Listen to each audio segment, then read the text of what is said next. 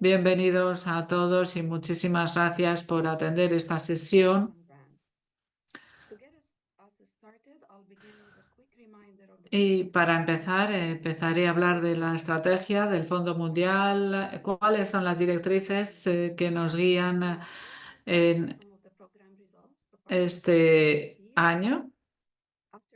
Hablaré también de los logros, hablaré también del enfoque de gestión de riesgos eh, del ciclo de vida de la gestión de riesgos.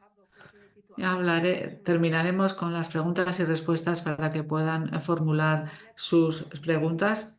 Vamos a empezar. La siguiente diapositiva, por favor. La siguiente.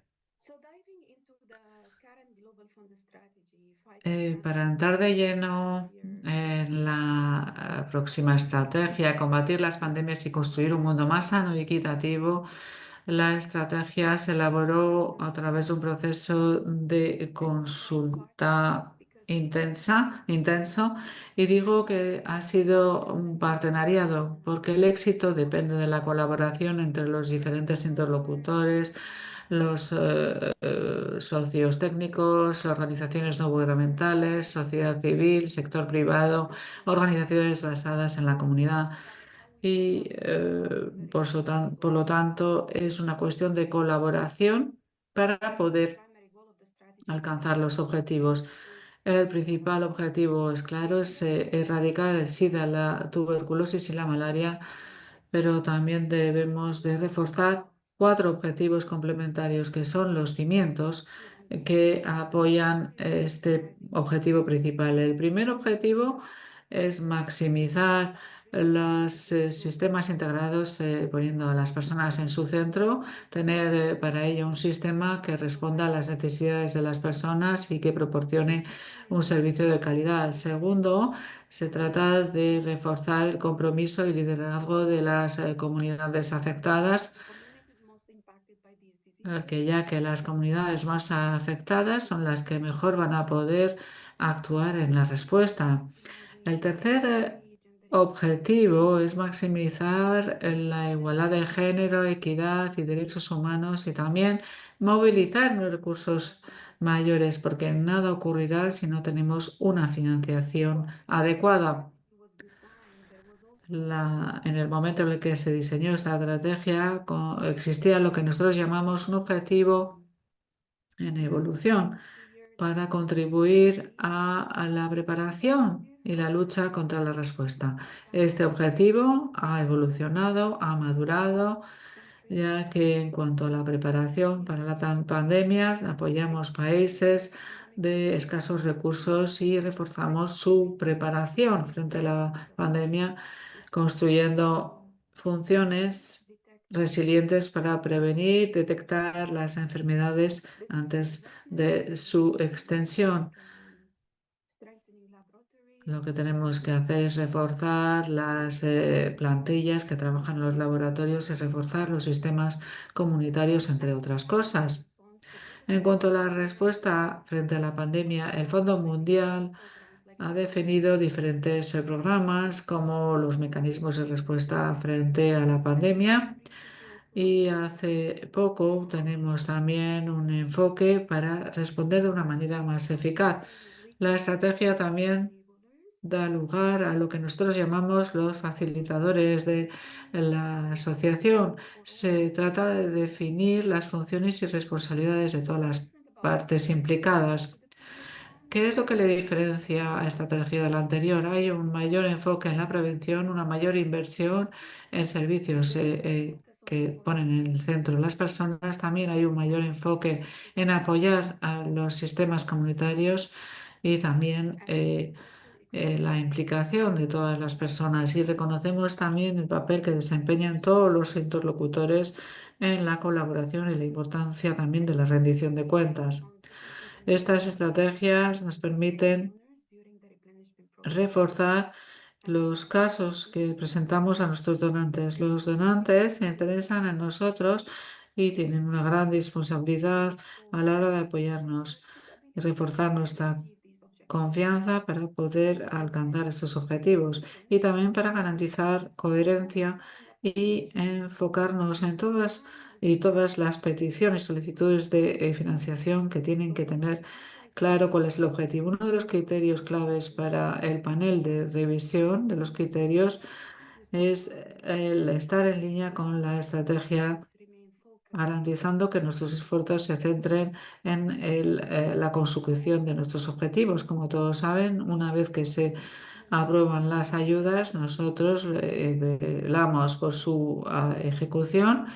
Lo hacemos juntos para garantizar la eficacia de la ejecución y utilización de estos fondos. El hay un informe que se elabora cada 6 meses para analizar los objetivos claves. Reflexionamos en torno a los informes recibidos por parte de los países que reciben estas ayudas. Pasamos a la siguiente transparencia. La gran mayoría de vosotros habéis analizado los resultados del informe 2024, donde vemos los resultados del año pasado. Es importante celebrar el éxito de nuestra colaboración. En 2023 hemos avanzado muchísimo en la lucha contra el VIH, tuberculosis y malaria. Y ahí donde hemos invertido, hemos visto una recuperación total de todos los impactos de la COVID. También en 2023 hemos reforzado la resiliencia de los sistemas de salud, hemos ayudado a los sistemas de la comunidad. El Fondo Mundial distribuyó 1,5 mil millones para apoyar los sistemas y el objetivo es apoyar los sistemas, absorber y transformar las respuestas frente a estas crisis.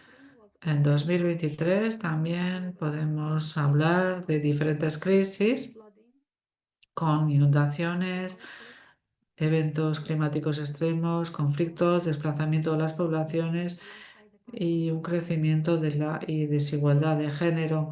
Cuando nos enfocamos en los resultados frente a estas crisis, reconocemos también el trabajo realizado por los programas nacionales, los receptores principales, los socios, las comunidades y los mecanismos de coordinación de país. En cuanto a las perspectivas que identificamos, vemos la acción de los mecanismos de país. Pone de relieve la capacidad que tienen los ejecutores, que siguen trabajando incluso en momentos complicados. Hablaré de ello durante mi presentación. Pasamos a la siguiente transparencia. Siguiente. Una de las definiciones, según el diccionario de Cambridge, es la oportunidad de una inversión. En eventos complicados, si existen estos eventos, tendrán un impacto en la ejecución de los programas y de los objetivos operacionales. Si aplicamos esta definición a la concesión de ayudas, existe una gran incertidumbre en cuanto a la ejecución y también una gran incertidumbre a la hora de ejecutar la misión del Fondo Mundial.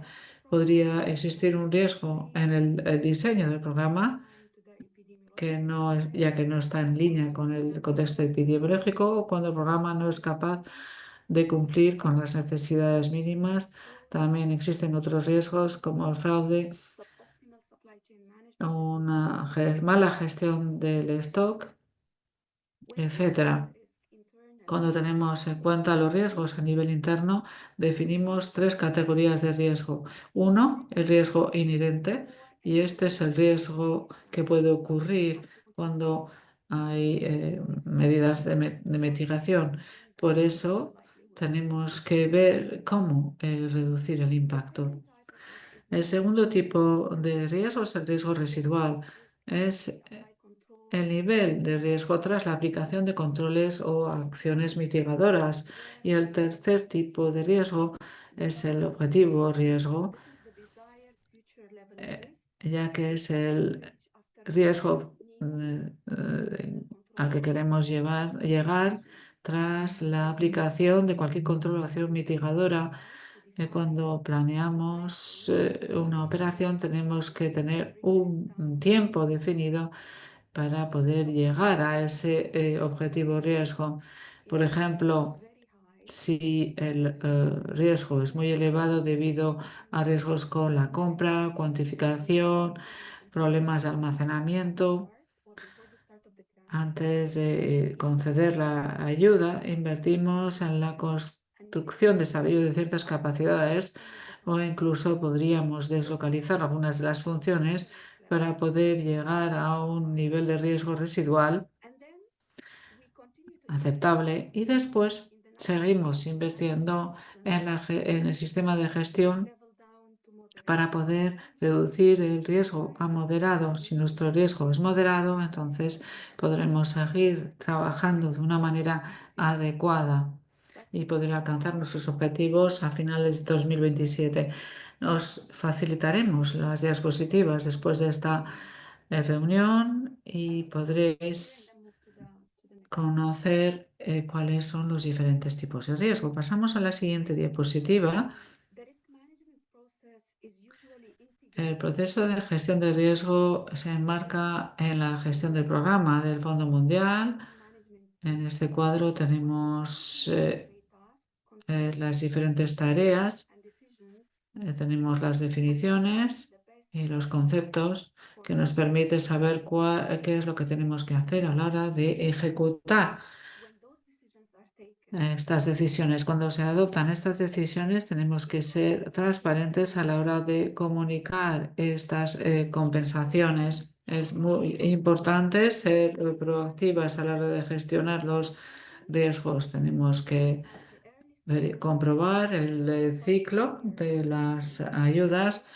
Tenemos que ver cuáles son las causas y tenemos que diseñar estas acciones de mitigación. Uno de los mayores desafíos a los que nos enfrentamos a la hora de gestionar los riesgos, esta gestión tiene que ser dinámica, pero también cauta en todos los sistemas.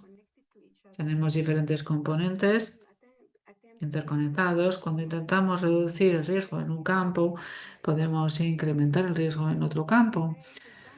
Por ejemplo, cuando decidimos poner en práctica la política de cero cash, si realizamos solamente transferencias bancarias, esto puede representar problemas en algunas comunidades y que no cuentan con esa posibilidad. En ese caso, podríamos utilizar una manera de transferir dinero con móviles para evitar este problema. Esto es algo que hacemos con los gestores de programación, con los principales destinatarios y forma parte de vuestras responsabilidades diarias. Estos enfoques son importantes a la hora de tomar las decisiones a nivel personal y local. Si pasamos a la siguiente diapositiva, por favor. La siguiente. La arquitectura de la gestión de riesgo depende de dos documentos, la gestión de la política y también el marco de los objetivos estratégicos. Fuera de este círculo vemos tres tipos de riesgo: el riesgo de país, el riesgo operativo y el riesgo de proceso.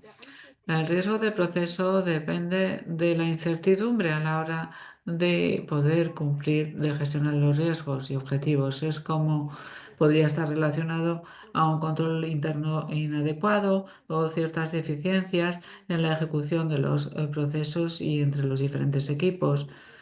El riesgo operativo también está relacionado con el secretariado y se refiere a la incertidumbre en las operaciones del secretariado.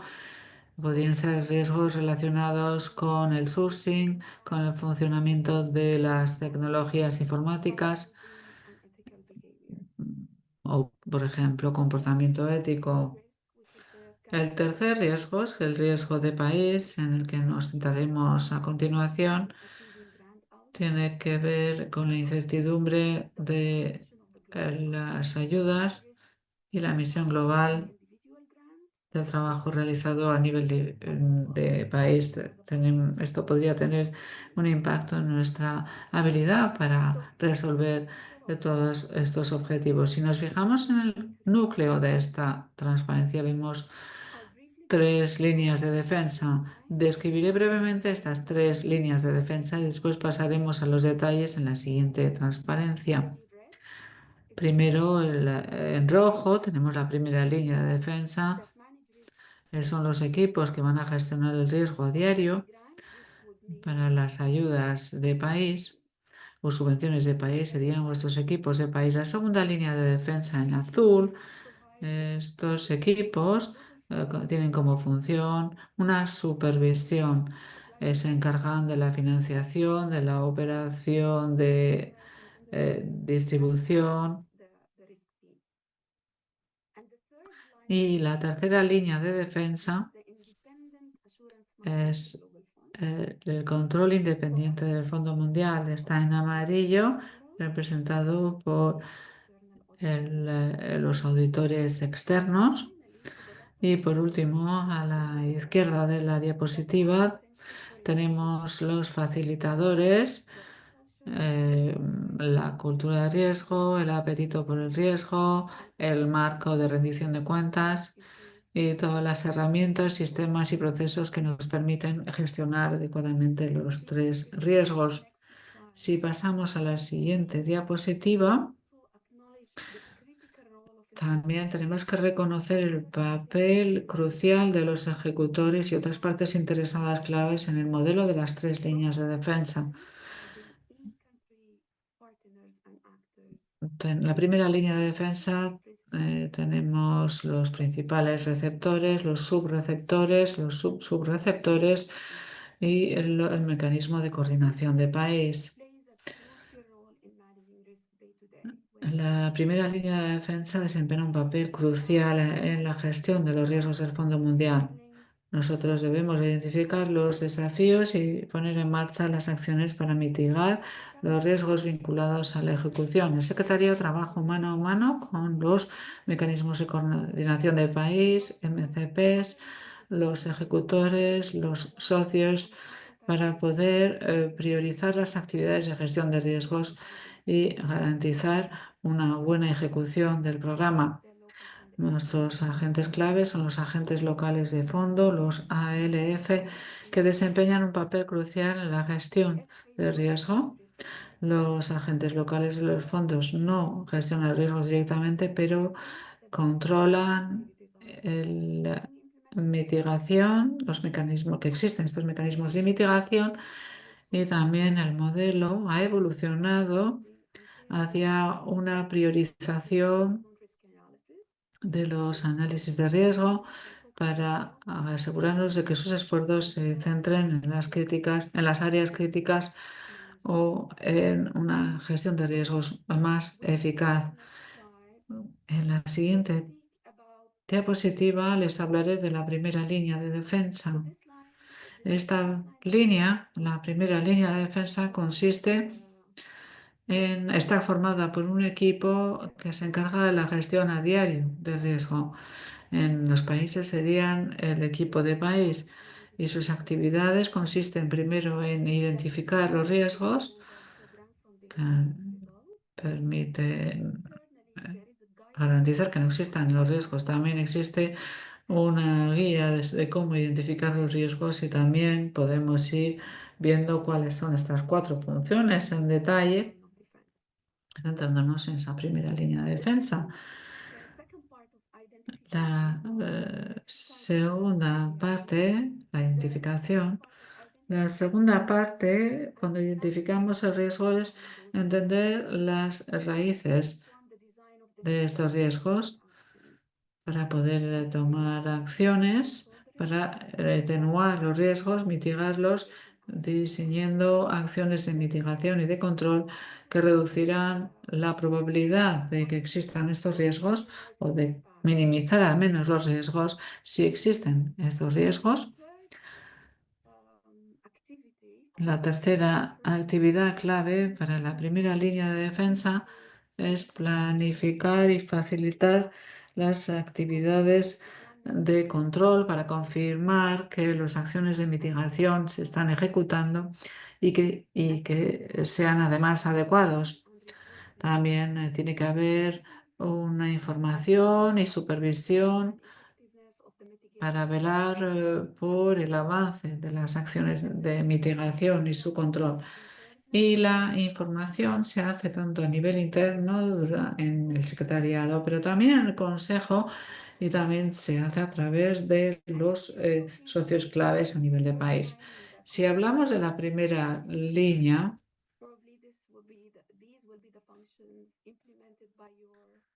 estas funciones son realizadas por los socios de país. Pasamos ahora a la siguiente diapositiva en la que describimos la segunda línea de defensa. La segunda línea de defensa son las funciones que se relacionan con la finanza, el género, control de programas. Y las actividades claves incluyen el desarrollo de políticas y procesos para guiar la primera y segunda línea de defensa, identificar también y gestionar los riesgos. Un segundo objetivo consiste en proporcionar una ayuda técnica, orientación y formación para identificar y priorizar los riesgos y también para diseñar las funciones de control y atenuación. Una parte de nuestra función es revisar de manera periódica y evaluar la eficacia de los planes de mitigación y planes internos, reforzando el proceso y adaptándolo en función de las necesidades. También monitorizamos la evolución de los riesgos. Tenemos en cuenta los diferentes tipos de riesgos. En toda la cartera evaluamos los instrumentos de mitigación e informamos a los ejecutivos, al consejo. Y si aplicamos esto, podemos planificar mejor y podemos informar a algunas otras unidades que se encargan de proporcionar consejo, supervisión y si lo tenemos en cuenta en los PRs a nivel país, nos permitirá apoyaros a la hora de gestionar el riesgo e implementación del programa. Podemos pasar a la tercera línea de defensa en el contexto del Fondo Mundial. Lo, eh, lo que ofrece es una garantía y un control independiente.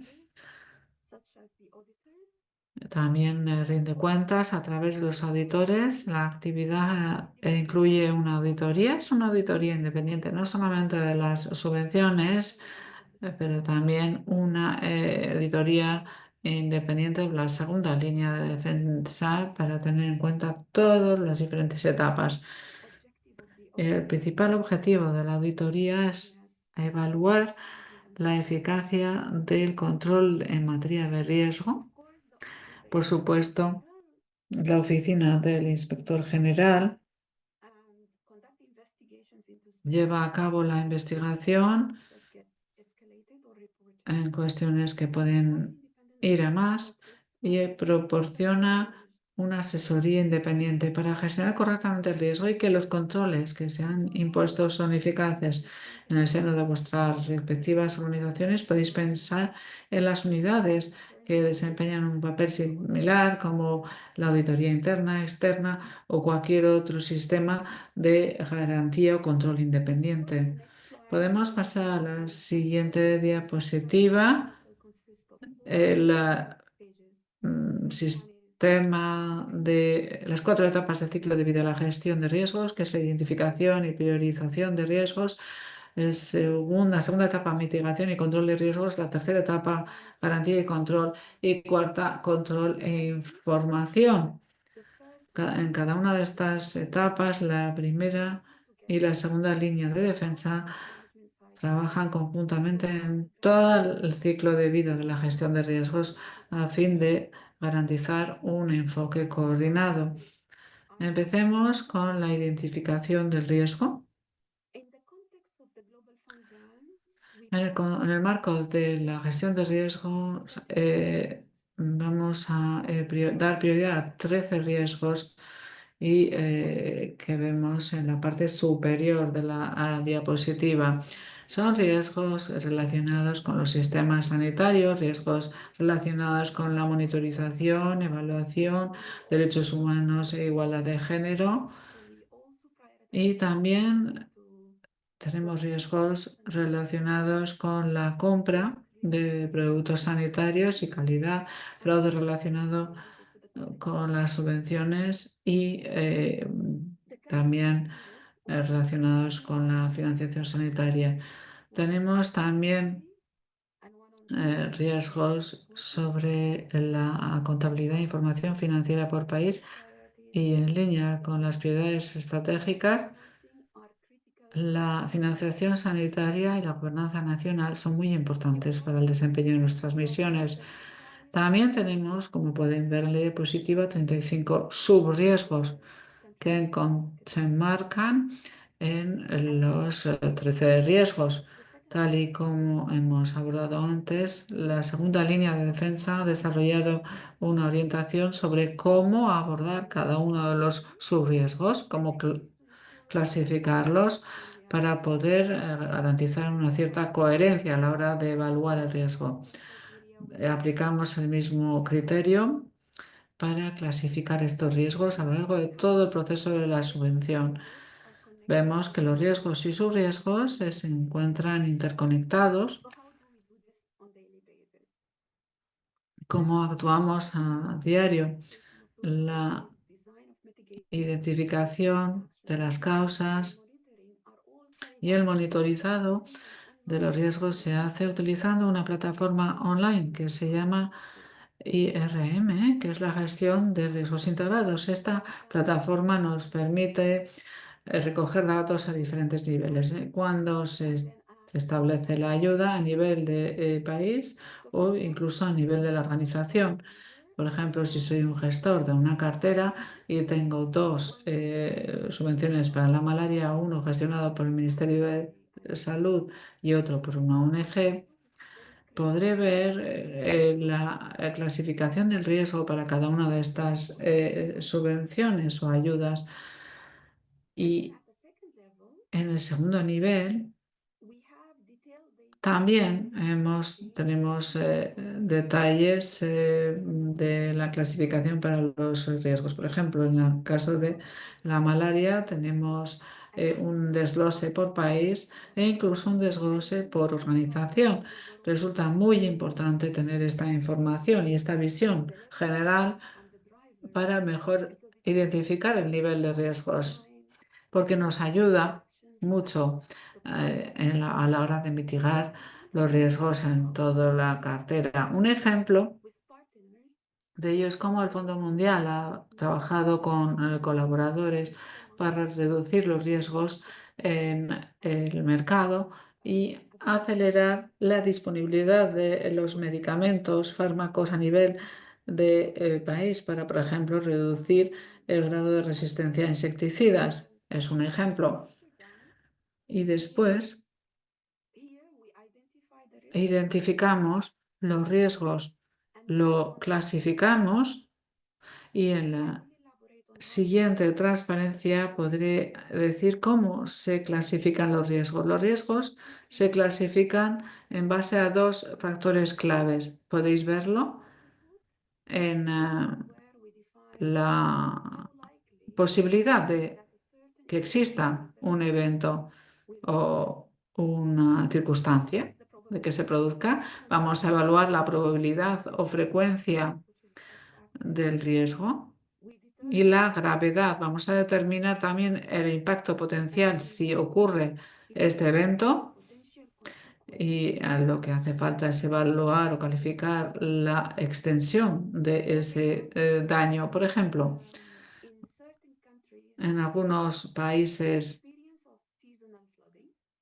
tenemos eventos de inundación por temporadas y en agosto suele ser una época de inundaciones y cuando ello ocurre, las instalaciones son inaccesibles. Nos encontramos también frente a grandes destrucciones de almacenes, lo cual complica enormemente la asistencia en materia de tuberculosis y malaria y esto tiene un impacto elevado. Así que en cuanto al riesgo, está claro que sería muy probable, muy alta, la severidad altísima. Por lo tanto, la matriz de riesgo muestra que hay un gran impacto. Sin embargo, lo que tenemos que hacer es gestionar este riesgo. En la siguiente diapositiva veremos que tenemos 4 estrategias para poder lidiar con el riesgo. Podemos mitigar el riesgo estableciendo acciones de atenuación o de control. Quizás recaudar fondos es algo que no está en nuestras manos. Quizás debemos de transferir el riesgo a otra entidad que tenga una mayor capacidad para encargarse del riesgo. Por ejemplo, una inundación y un almacenamiento de mala calidad. Quizás no dispongamos de los recursos necesarios o resulta imposible proteger el almacén y no podemos garantizar seguridad. Así que lo que hacemos es transferir este riesgo a otra a otra entidad, perdón. Podemos almacenar nuestros productos en otro almacén. Conocemos la realidad de los programas y su ejecución. En algunas circunstancias debemos de aceptar la emergencia de ese riesgo. Así que he utilizado este ejemplo de la inundación. Aceptamos esa inundación, aceptamos que no podemos hacer nada. A veces es una realidad. Entonces tendremos que lidiar con estas instalaciones que no puedan seguir funcionando correctamente. Lo que haremos es buscar otro lugar de almacenamiento.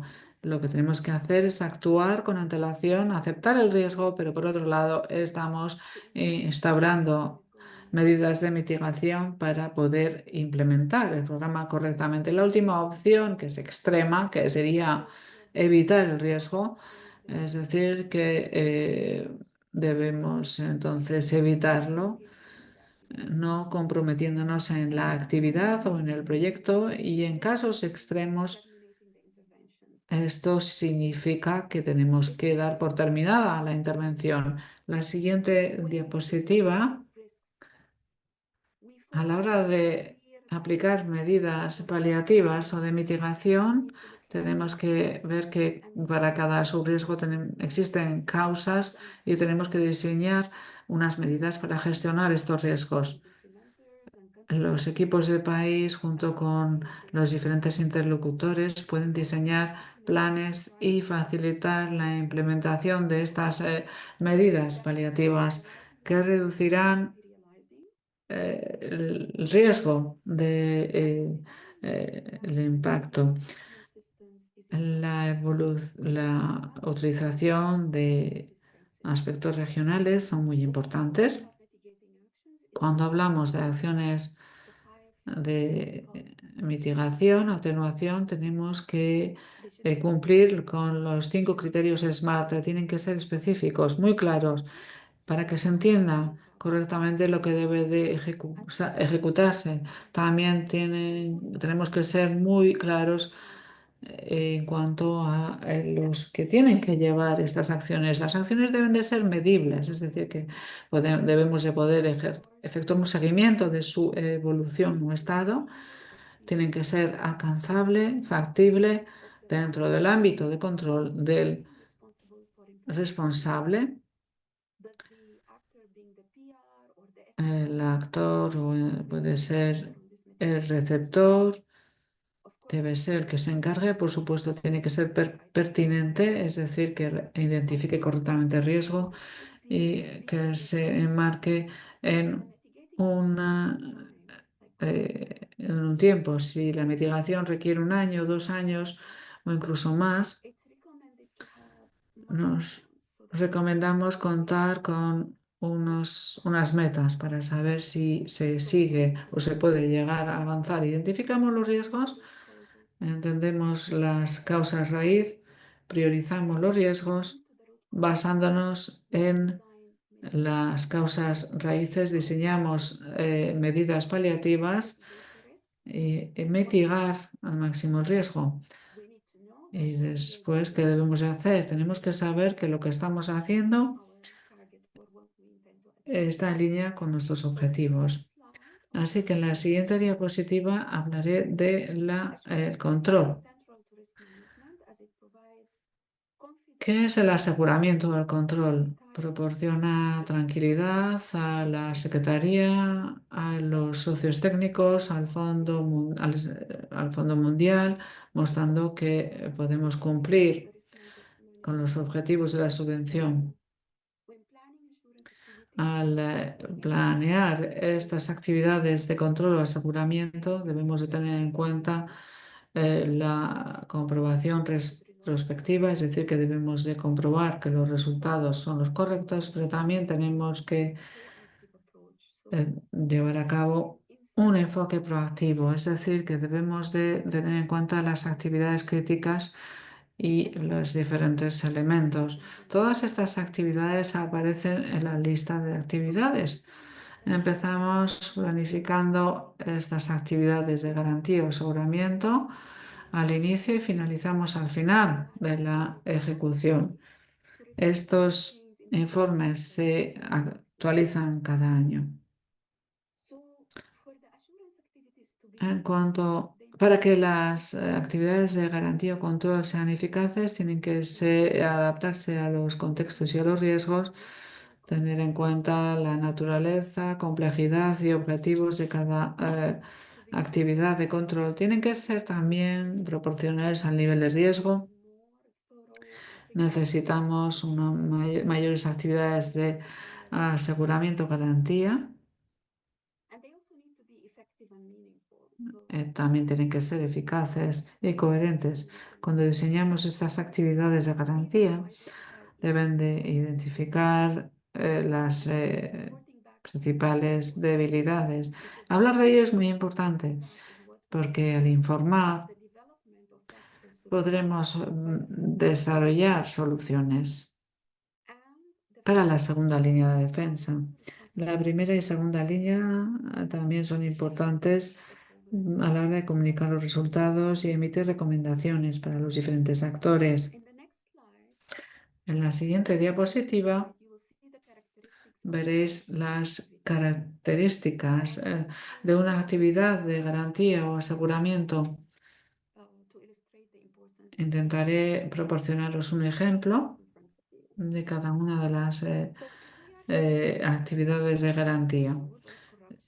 Si nos preocupa el fraude o corrupción en un determinado país, lo que tenemos que hacer es que los procesos de gestión sean eficaces.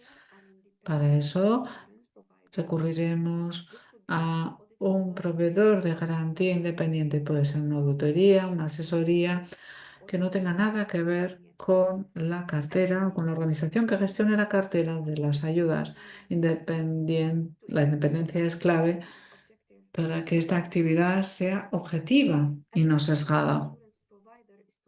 El papel de este es poder dar cuenta a ese secretariado para decir que todo va bien, lo hacen de una manera neutra, sin ningún tipo de sesgo o preferencia. La evaluación debe centrarse puramente en los hechos. El objetivo es identificar cualquier laguna o debilidad en el sistema. El que provee esta actividad de garantía debe de proporcionar un enfoque sistemático y revisar todas las áreas que tienen que ver con todo el análisis, las personas que trabajan y ver cómo se estructuran los controles y cómo se ejecutan. También es importante que el proveedor de la garantía pueda proporcionarnos con una información creíble, confiable y que todos los resultados que se presentan sean confiables y que nos permitan tomar decisiones. Una vez que se ha hecho toda esta actividad y revisión, se presenta el informe al Fondo Mundial, se destacan las bazas y las debilidades y después se puede también reforzar nuestras medidas de gestión de riesgos reduciendo el fraude y corrupción. Pasamos a la última diapositiva de esta presentación, es decir, las responsabilidades. Tenemos una implicación de la supervisión del mecanismo de coordinación de país. El mecanismo de coordinación de país desempeña un papel clave a la hora de aplicar las medidas de mitigación asignadas a los receptores principales. Participan también en la planificación de la garantía y en los ejercicios de validación en colaboración con los equipos de país. Los equipos de país son la primera línea de defensa, son los principales responsables de la gestión de riesgos de la Secretaría. Evalúan la eficacia, el impacto y la monitorización nos permite analizar las causas raíces y la mitigación. A medida que van emergiendo nuevos riesgos o el nivel de riesgos cambian, estos pasan a la gestión de más alto rango. Tenemos un foro en el que los equipos de país y la segunda línea de defensa evalúan los riesgos, los factores de riesgos y aporta una respuesta a la primera línea y aparece todo documentado en lo que nosotros llamamos el memorándum de evaluación de riesgos por país. Y también tenemos el comité de rendimiento de la cartera. Si me disculpan, voy a beber un poco de agua.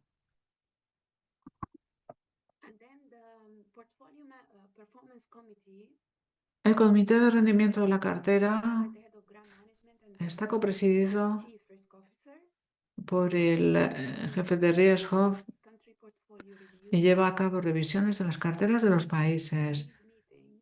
Algunos de los resultados de estas reuniones incluyen la aceptación de los riesgos o quizás el implementar o identificar áreas, y la Junta Directiva del Fondo Mundial es la que se encarga, es la que vela eh, porque los riesgos se gestionen correctamente. La Junta Directiva del Fondo Mundial hace recomendaciones sobre la toma de decisiones y el director de riesgo va a presentar un dictamen 2 veces al año y emite una opinión anual o dictamen anual sobre el perfil de riesgo global de la cartera. Con esto ya termino la presentación de la gestión de riesgo por país por parte del Fondo Mundial. Seguiremos con estas sesiones de información, centrándonos en riesgos específicos o quizás en medidas paliativas.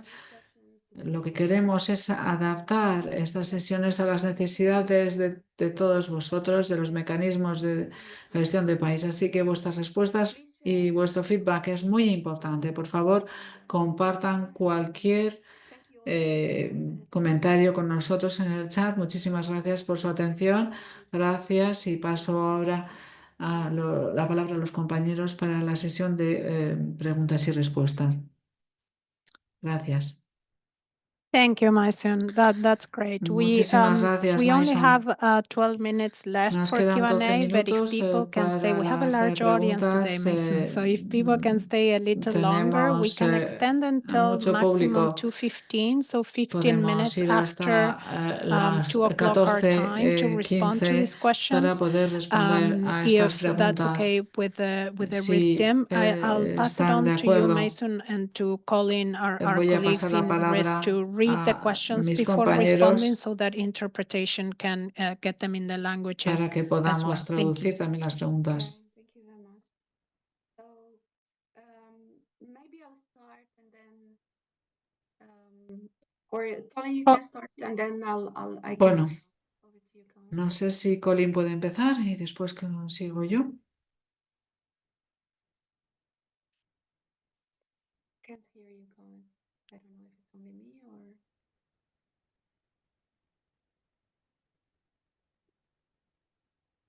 Okay.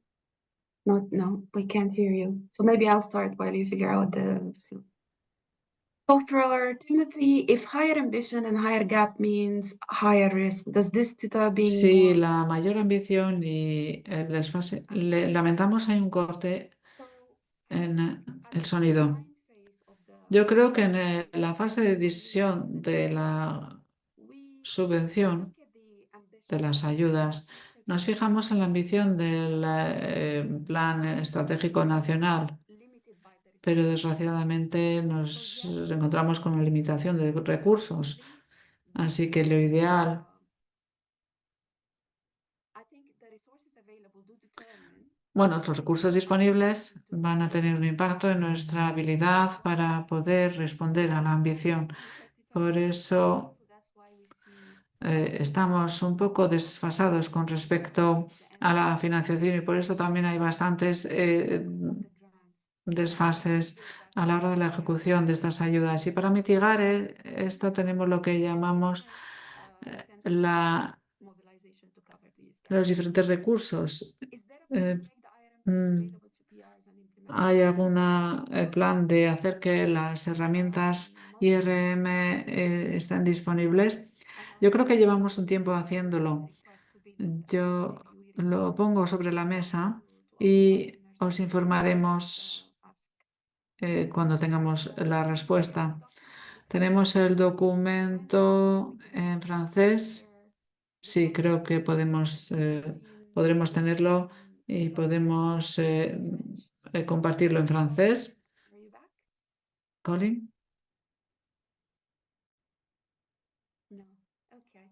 So on the fourth question, who should use En la cuarta pregunta, ¿quién debería utilizar la herramienta de gestión de riesgo electrónica en la plataforma en línea? is used currently by the secretariat. Esta plataforma es utilizada actualmente por por la Secretaría, el equipo de país y los asesores de segunda línea para proporcionar un feedback en cuanto a la evaluación de riesgos y la documentación de las medidas paliativas. Yo creo que la número 4 está en relación con la pregunta 2. There will be an En este caso, se podría utilizar efectivamente esta plataforma.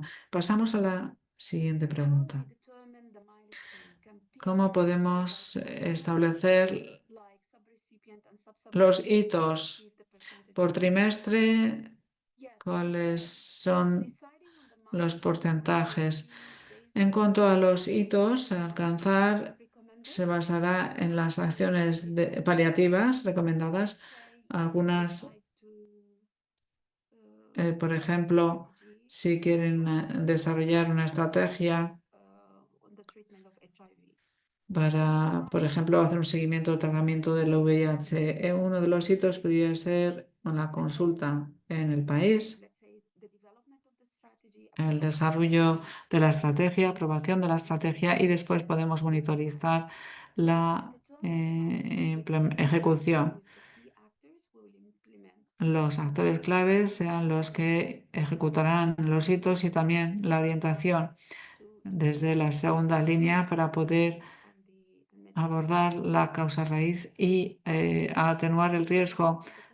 Me gustaría comprender mejor si si la gestión de riesgo se hace por el receptor principal y informado al MCP.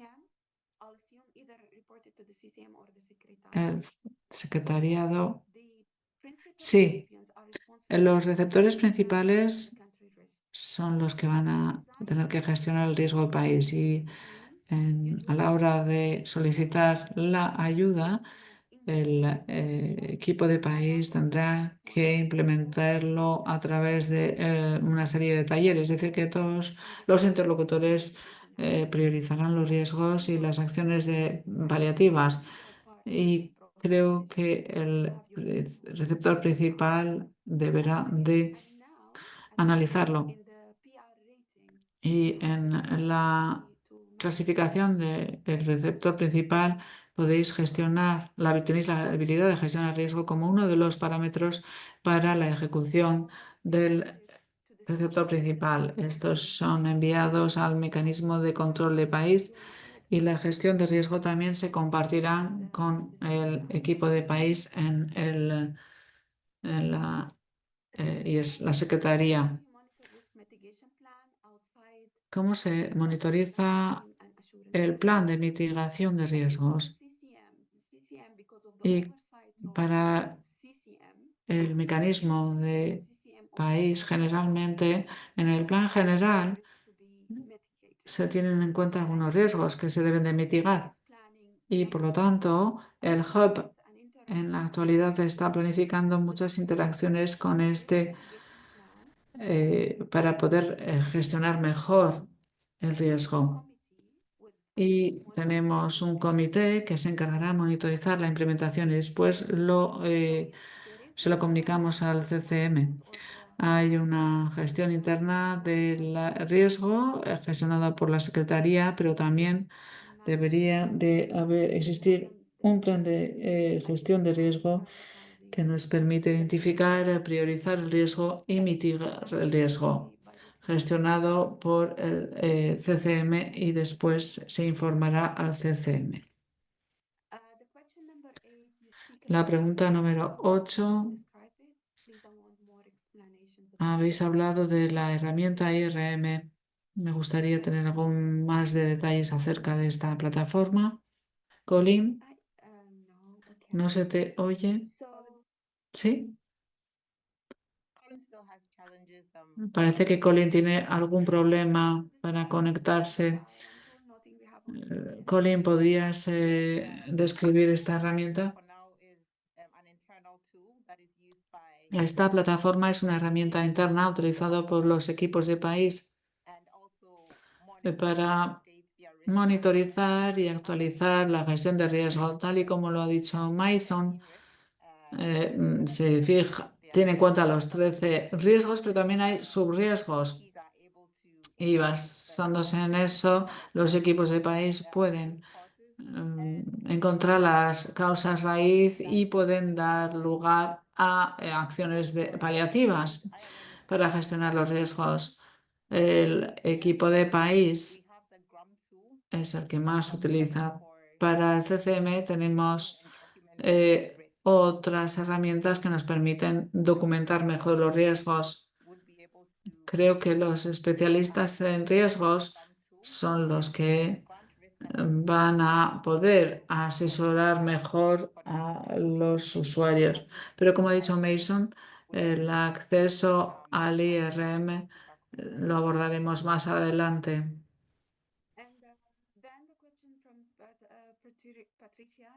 Y la pregunta de Patricia. Las sesiones de gestión de riesgos se podrían organizar de manera más regular si el CCM lo requiere.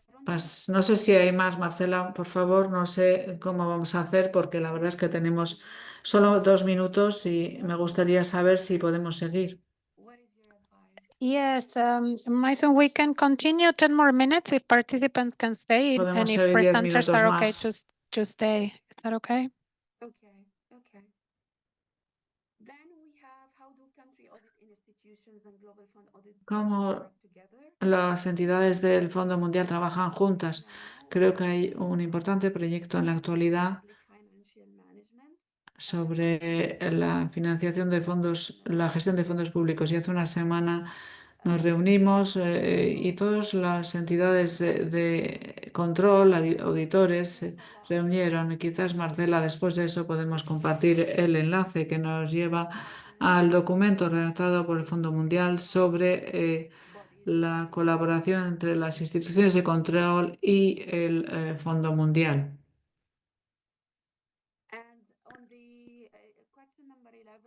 La 11, muchísimas gracias por el feedback. Bueno, cuando colguemos esta presentación, tendréis una diapositiva en la que se detallan todas las etapas. Podréis encontrar toda la información. También podemos compartir los links porque ayudará mucho a todo el mundo. De CCM de Mozambique me gustaría comprender mejor si el CCM debe de crear sus propias matrices o utilizar la matriz desarrollada al principio de la concesión de la ayuda. Gracias. Sí, tiene que haber una matriz de riesgo desarrollada por todos los interlocutores. En cuanto a la pregunta sobre la evaluación y desarrollo de acciones paliativas que ocurren al inicio de la concesión de la ayuda, darán cuenta de la evolución de la matriz de gestión de riesgo. No resulta indispensable contar con una herramienta, pero sí nosotros como colaboradores, el CCPM, los receptores principales, tenemos una visión común sobre el riesgo prioritario y cómo mitigarlo. Esto resultará de gran ayuda. El Fondo Mundial no debería de tener en cuenta el contexto de país. Sí, por supuesto. La evaluación de riesgos y la priorización y el diseño de las acciones paliativas no se hace de manera compartimentada. Es decir, que cuando los 13 riesgos identificados están ahí para que tengamos una consistencia y un enfoque aproximativo, pero cuando evaluamos cada uno de estos riesgos y subriesgos, lo hacemos en base al contexto de país. No es un ejercicio teórico. ¿Quién diseña la subvención o ayuda? ¿Cuáles son los recursos disponibles? ¿Cuál es el apoyo disponible por parte de otros interlocutores? Tenemos en cuenta todo ello y clasificamos el riesgo y después vamos a dar con las acciones paliativas. ¿Tienen alguna manera formal para tener el input de LFA? Es decir, que compartís los riesgos con los LFAs. Estos equipos LFA trabajan en estrecho contacto con los equipos de país y casi todos estos equipos solicitan la asesoría de los equipos de país antes de realizar su función y también dependerá, por supuesto, de la actividad. Y lo más importante, cuando estos informes de LFA, cuando se formulan los resultados, se categorizan en función de los riesgos y subriesgos.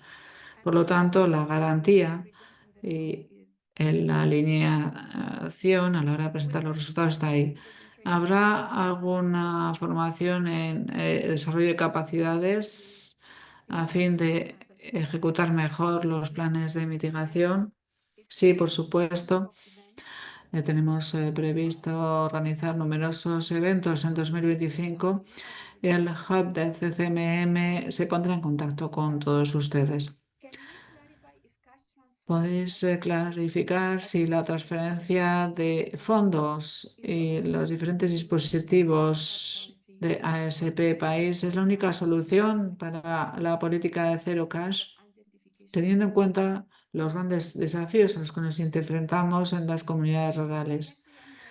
Sí, esta es una muy buena pregunta. Yo creo que sería mejor si analizamos más de cerca la realidad sobre el terreno, pero ahora con los teléfonos móviles hay nuevas maneras de pagar y quizás podríamos atenuar los riesgos de impago, de retraso, que son siempre muy importantes en esas zonas aisladas, pero por supuesto deberíamos de abordarlo y debemos de hacerlo con el equipo o con los equipos de país para poder analizar en detalle cuáles serían los contextos. Las acciones de atenuación identificarían parte de las acciones que tienen que ser monitorizadas por el CCM. Algunas de esas acciones paliativas son llamadas acciones de atenuación clave. Estas se incluyeron en el primer documento que elaboramos y el CCM tendrá acceso a ello. ¿Cuál es el ¿Qué frecuencia debemos de monitorizar los riesgos? Hay comprobaciones trimestrales, revisiones anuales, pero basándonos en la realidad de la ayuda, la evaluación del riesgo podría hacerse según las necesidades. Siguiente. ¿Quién es el encargado del plan de riesgo, el CCM o el CDT? Cada uno de nosotros a la hora de emitir el plan de gestión de riesgo, primera línea, el equipo de país, segunda línea, el CCM. Hace poco hemos organizado un taller en el que el CCM ha tomado el liderazgo a la hora de diseñar acciones paliativas. El CCM será el encargado de monitorizar la ejecución del plan de gestión de riesgos. Así que cada entidad tiene un papel importante que desempeñar. ¿Cómo podemos gestionar los riesgos no previstos? Por ejemplo, guerra o sanciones. Para situaciones imprevistas como la guerra o cualquier tipo de emergencia, yo creo que dentro del Fondo Mundial, en aquellos países en los que hay un elevado riesgo, existen planes de contingencia y tenemos, por lo tanto, dispositivos que nos permiten atenuar los riesgos. Cuando ocurre una situación de emergencia, existen también lo que llamamos los fondos de emergencia que nos permiten atenuar los riesgos y también existe la reprogramación que nos permitiría ejecutar las acciones paliativas. Y yo creo que el ejemplo de los fondos que han seguido existiendo en Ucrania, en Sudán, incluso aquellos países en los que están en graves crisis, demuestran que el sistema nos permite actuar a pesar de conflictos bélicos y el sistema se adapta para seguir proporcionando estos servicios. Lo siento, pero creo que debemos de parar. Tenemos un comité de rendimiento de cartera y debo de asistir a este comité, pero les aseguro que contestaremos a sus preguntas por mail si fuese necesario. Marcela, no sé si esto es posible. Yes, Mason, Sí. we can do that. Mason, and sí also lo podemos hacer. to give you a break, this has been a long session and you've Para responded to parar, all of the porque questions. We realmente will esta share the sesión es muy larga, recordings, we ha will sido share the larga. Compartiremos las presentations, we will grabaciones, also compartiremos los respond to PowerPoints questions y that were también pending. intentaremos responder a But Mason, todas we sus can always, preguntas. if this topic is really of need and Realmente interest esto es una of all cuestión our partners in importantísima country, we para can also todas hold a second las session. personas aquí That's just a reunidas. Q&A, so Podemos that people convocar can una come and segunda ask their sesión questions and con we solamente can take the preguntas time to para respond to poder everyone. formular estas As we'll preguntas y share poder the contestar recording a and people will have todos the presentations vosotros. as well, we'll Como just give them the digo, opportunity to tenemos come las and ask presentaciones que more os questions so we can facilitaremos. respond. Así que And with that we can close, damos Mason, por and thank you so much concluido for the time, esta and thank you sesión, to everyone seminario for the web. interest and Muchísimas for gracias a coming todos today and ustedes listening por su to this interés Global y por Fund session. We have participar. a quick En esta survey we're sesión going del to put Fondo Mundial tenemos una pequeña encuesta que on vamos screen, a but we mostrarles en thank you a lot for pantalla. the participation, and thank you, Les Mason, and volvemos the a RIS agradecer team por su for all participación. the Muchísimas work that you gracias, Mason, do por in todo el this area. trabajo que has venido haciendo en este campo. Muchísimas gracias.